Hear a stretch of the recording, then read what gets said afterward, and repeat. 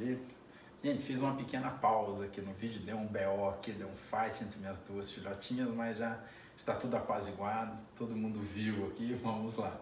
Enfim, a gente estava falando de calor específico, falei, né, da substância mudar estado físico e mudar bruscamente o seu calor específico. E vamos continuar aí, né, vamos tocar o barco aqui. Vocês lembram que no vídeo lá anterior eu falei que o calor específico ele é uma característica da substância? Então, se eu for na tabela, faço até questão de voltar aqui. Ó. Olha uma tabela que o ser humano criou, isso é registrado pelo ser humano, uma tabela de calor específico. Quem tem calor específico são substâncias, cobre, chumbo, ferro, vidro, prata, ouro e por aí vai.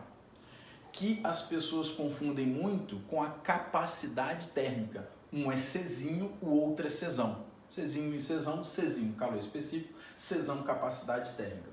A capacidade térmica, matematicamente falando, isso aqui não é uma aula de matemática, mas enfim, matematicamente falando, Czão, que é a capacidade térmica, é Czinho vezes a massa. Show! Você pode até substituir lá no QMacete e chegar nessa equação aqui de cima.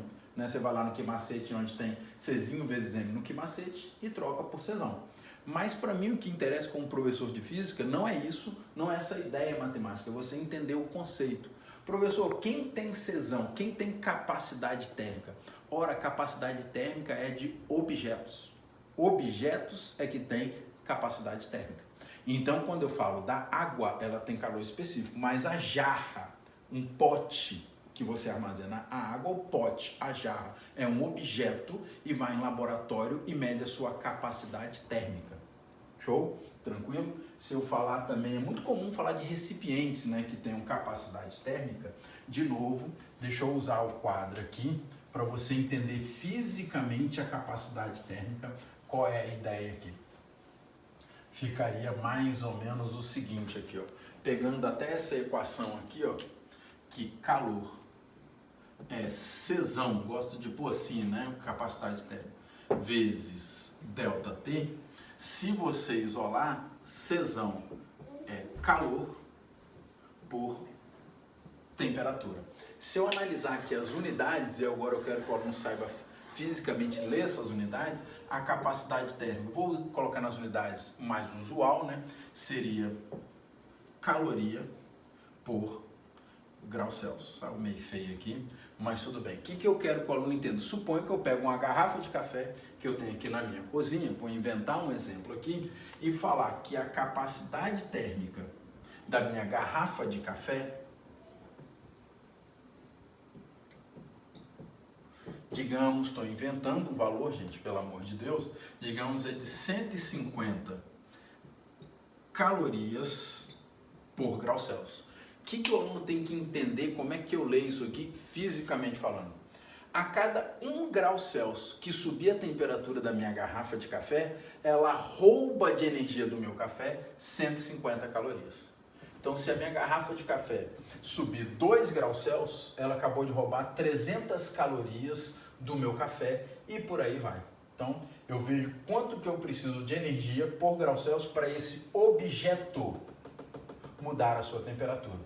Então, voltando, deixando claro, capacidade térmica é uma característica de um objeto. Por exemplo, se eu tiver uma estátua de gelo, a estátua de gelo, não toda estátua, é um objeto. Vai ter capacidade térmica, mas a substância gelo tem o seu calor específico. Justo? Show de bola? Entendeu, meu anjo? Entendi.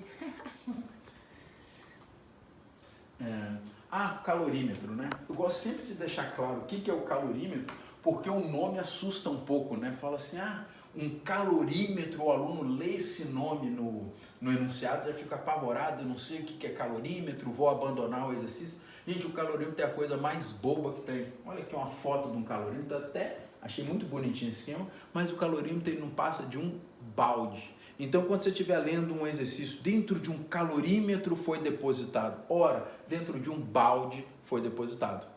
E o que fique claro, como um balde, como um calorímetro é um objeto, o calorímetro vai ter calor específico ou capacidade térmica? Capacidade térmica, porque ele é um objeto e o objeto tem capacidade térmica.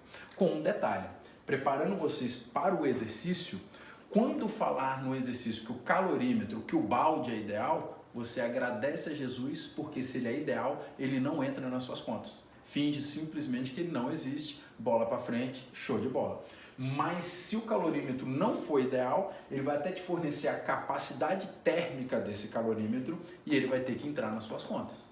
Que aí é um pouquinho mais complicado, é mais enjoadinho, o exercício fica maior, mas sem dúvida eu vou fazer um exercício assim com vocês, vai ficar para a próxima semana, né? Essa semana não vai ter resolução de exercício, o vídeo que a gente está fazendo é só de teoria por enquanto. Mas enfim, calorímetro não passa de um balde, que isso fica claro e natural para vocês, não tenham medo. Ah, um último detalhe.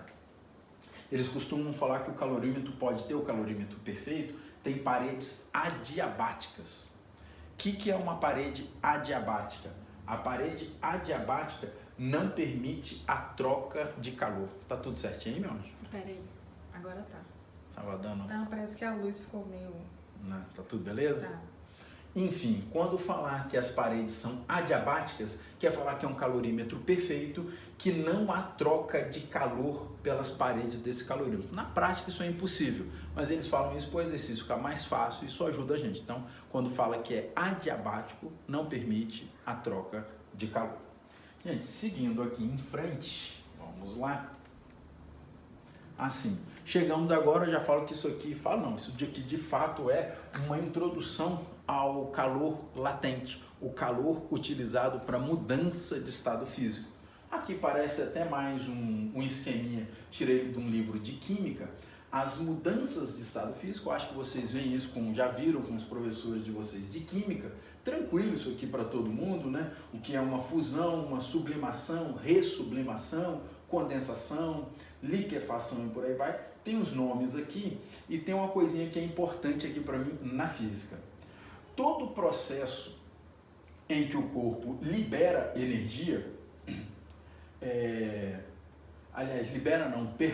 todo processo endotérmico que precisa de energia para acontecer, uma fusão só ocorre se o gelo ganhar energia. Uma vaporização só ocorre se a água ganhar energia. Do mesmo jeito aqui na sublimação do gelo direto por vapor. Ou seja, em toda reação endotérmica que precisa de energia, o corpo recebe energia para acontecer, eu vou considerar, e aí assim afeta a minha disciplina, eu vou considerar que é um calor positivo. Então, sinal de mais significa que o corpo ganhou calor. Isso é importante para mim. Toda reação em que se perde calor, há uma perda de calor no meio, por exemplo, o gás, ele precisa perder calor para sofrer condensação, né? Um líquido, ele precisa perder calor para sofrer solidificação. Então, toda reação exotérmica, que há uma perda de calor, o corpo perdeu calor, na física a gente simboliza isso com um sinal de menos. Então, eu vou pôr um sinal de menos, dizendo que ali o corpo perdeu o calor e não que o corpo ganhou o calor. Isso é importante aqui para mim. Gente, seguindo, cheguei aí na fórmula do que mole ou que moleza, né? Fala aqui se eu quero tratar a energia, passar aqui não, né? Passar aqui qual é a energia para o corpo mudar de estado físico. Não muda de temperatura. Pegar o exemplo maior que é a água, né? Se eu estou falando de um gelo a 0 graus, ele vai se tornar líquido a 0 graus. A temperatura não muda, mas eu gasto energia, aliás, e muita energia para esse corpo mudar de estado físico. Faço questão de ser repetitivo, a temperatura não muda. E como é que eu calculo a energia para o corpo mudar de estado físico? A massa vezes o L. E aí, de novo, eu vou aqui para o quadro para falar o que é esse L, né? Vamos lá. Esse L, que é o calor latente da substância, vai ser o seguinte. Eu vou pôr valores aqui, eu acho que vocês vão sentir à vontade quando ver isso aqui com valores. Então, eu ponho aqui o L é igual a 80 calorias por grama. Deixei aqui de propósito, eu gosto de fazer isso, algumas informações necessárias que não pus. Primeiro, falar esse L é de que substância? Tem que saber, cada substância tem o seu L. Esse L aqui é da água. E outra coisa, de qual mudança de estado físico eu estou falando? Vaporização, ebulição, fusão, qual? Esse L aqui, você não tem que gravar, só de curiosidade, é o L de fusão da água. Aí, aprendendo a ler esse número, o que eu estou dizendo? Se eu pegar 1 grama de gelo e quero que esse 1 grama de gelo sofra fusão, Quanto de energia eu preciso gastar para 1 grama de gelo sofrer fusão? 80 calorias. É um sólido a 0 graus Celsius que vai virar um líquido a 0 graus Celsius. Só mudou de estado físico. Com um detalhe que eu tinha falado ali na tela anterior. Se fosse a solidificação, se fosse na solidificação, que é o processo contrário à fusão, eu colocaria um menos aqui. Se fosse solidificação. Justo? Vou colocar mais um valor aqui rapidinho, só de curiosidade. Falar aqui, se eu colocar aqui o L da água, é de 540, acho esse número impressionante, bem alto, né? 540 calorias por grama na vaporização. Se apenas, olha que impressionante, apenas 1 grama de água precisa vaporizar, cada 1 grama de água gasta 540 calorias. Acho esse número impressionante, você entende bem o seu sistema de suor. Cada 1 grama de suor que você evapora, acabou de roubar do seu corpo 540 calorias. Isso é excelente para controlar a temperatura do seu corpo. Gente, tocando o barco aqui, então esse Q é a energia para mudar de estado físico, perdão, a massa que vai mudar de estado físico e o L é tabelado, cada substância tem o seu L e depende se é vaporização, se é, fusão, vaporização, liquefação, isso é tabelado, vai ser dado para você. Aqui tem um esqueminha, né, de falar, ó, olha o que ele fez, não sei se está legal para vocês lerem, então eu vou colocando aqui, ó. Se o gelo saiu de menos 20 para 0, ele mudou de temperatura e só de temperatura. Nenhum grama, nenhuma molécula vai mudar de estado físico, só de temperatura. Então aqui 100% a energia, o calor aqui é gasto na forma de calor sensível. Uma coisa de cada vez. Não é assim no dia a dia, mas na física aqui, para ficar mais fácil os exercícios, tem que ser assim. Nesse processo aqui, ó, era gelo a 0 graus Celsius e virou água a 0 graus Celsius. 100% da energia foi gasta na forma de calor latente e nenhum grama mudou de temperatura. E vai aqui, eu acho que posso ir um pouquinho mais rapidinho, ó, de 0 a 100 graus Celsius, calor sensível mudou de temperatura, mas não mudou de estado físico. Agora, recebe energia na forma de calor latente para mudar de estado físico, vira vapor e aqui finalmente o vapor veio de 100 para 120, se mudou de temperatura, é calor sensível.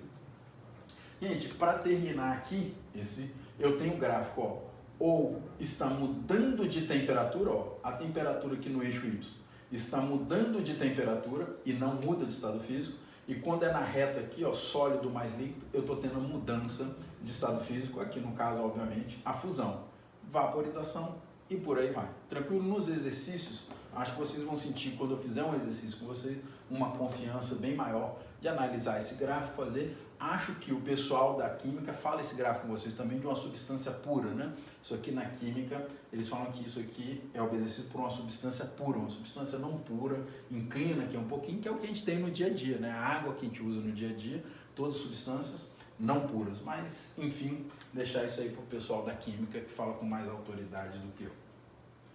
Fiz besteira. Pera aí, gente. Onde estou aqui?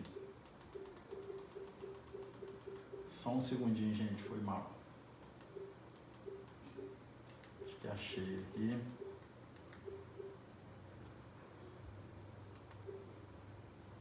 Onde eu estava? Nesse, aí, né? Show. Vamos lá. Assim, esse é o último slide, mas talvez, aliás, bem importante. Não vou falar que é o mais, não, mas extremamente importante. O Enem adora potência térmica. Ama, né? Vou falar a fórmula geral de potência, que eu posso usar nas todas as frentes físicas, potência elétrica, potência mecânica, potência luminosa, potência sonora. Sempre que me pedir uma potência, que o Enem ama, adora, vai fazer isso aqui, ó. Dá uma olhadinha. Falou em potência, a equação geral de potência, todas as frentes de física, cada professor de física vai falar isso com vocês. Que potência é quanta energia você gasta ou recebe, ou seja, é a energia num determinado tempo. seja, potência, pelo amor de Deus, importante demais, potência é energia um determinado tempo. 2 detalhes aqui. Se eu pensar na minha matéria, eu não quero saber qual é potência, eu quero potência térmica. Então eu vou aqui chamar romanticamente de POT, potência térmica, é a energia térmica, que é o calor, num determinado tempo. Comentário que eu acho que no mínimo muito importante, é a unidade de medida aqui, que energia, deixa eu pôr aqui embaixo que eu tenho algum espaço, energia e calor é dado em joule, nosso joule, e o tempo em segundos.